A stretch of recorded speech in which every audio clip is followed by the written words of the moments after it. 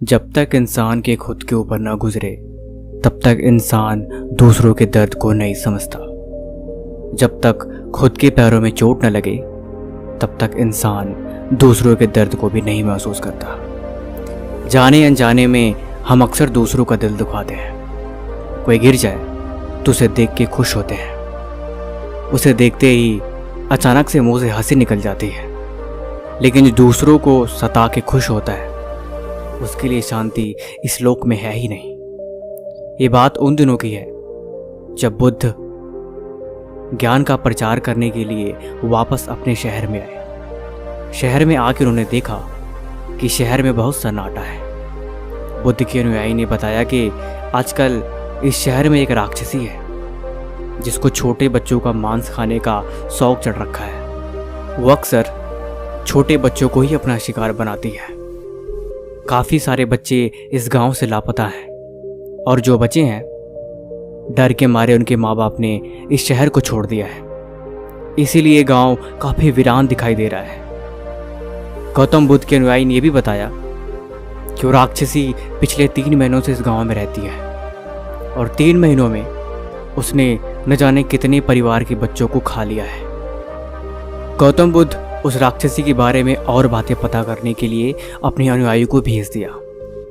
शाम तक गौतम बुद्ध को यह भी पता लगी कि उस राक्षसी के टोटल 8 बच्चे हैं। अगले दिन जब वो राक्षसी कहीं गई हुई थी तो गौतम बुद्ध उसके 8 बच्चों को उठा लाए और उठा के एक गुप्त स्थान पर उसे छुपा दिया।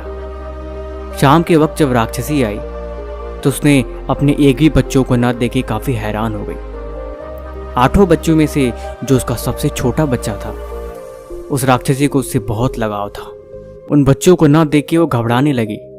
पूरी रात उसने उन बच्चों को बहुत ढूंढा लेकिन सुबह तक उसका एक भी बच्चा नहीं मिला। फिर वो राक्षसी जोर जोर से रोने लगी।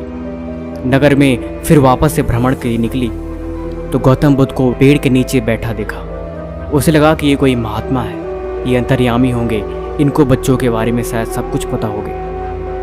उसने पूछा, महात्मा मेरे बच्चे गायब हैं। महात्मा आप तो अंतर्यामी लग रहे हैं, क्या आप अपनी दिव्य ऊर्जा से हमें देख के बताओगे कि मेरे बच्चे कहाँ पे हैं? क्या किसी जानवर ने तो उन्हें नहीं खा लिया? पता नहीं क्यों मेरा मन बहुत उदास हो रहा है।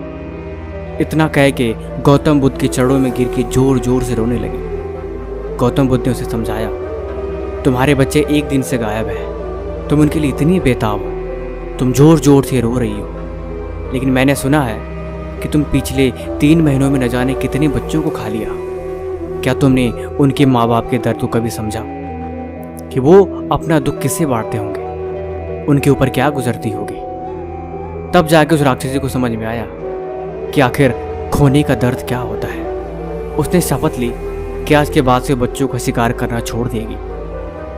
गौतम बुद्ध ने उसके बच्चों को लौटा दिया और वह खुशी खुशी महात्मा को धन्यवाद कहते हुए अपने घर को चली गई। इंसान सच को जानता है लेकिन सच को जानने के बावजूद भी उसे दूसरों को सताने में बहुत मज़ा आता है क्योंकि कोई उसे बोल नहीं पाता।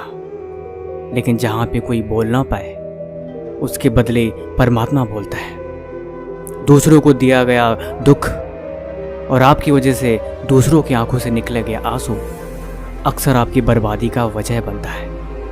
और जो इस बात को नहीं समझ पाते आखिर में एक दिन वो बहुत पछताते हैं। इसलिए इस बात को जितना जल्दी समझ लिया जाए उतना ही आपके लिए बेहतर होगा। बाकी ऐसी कहानी के लिए इस चैनल को सब्सक्राइब कर लें। तब तक मिलते हैं एक और कहानी के साथ अगली वीडियो में। धन्यवाद।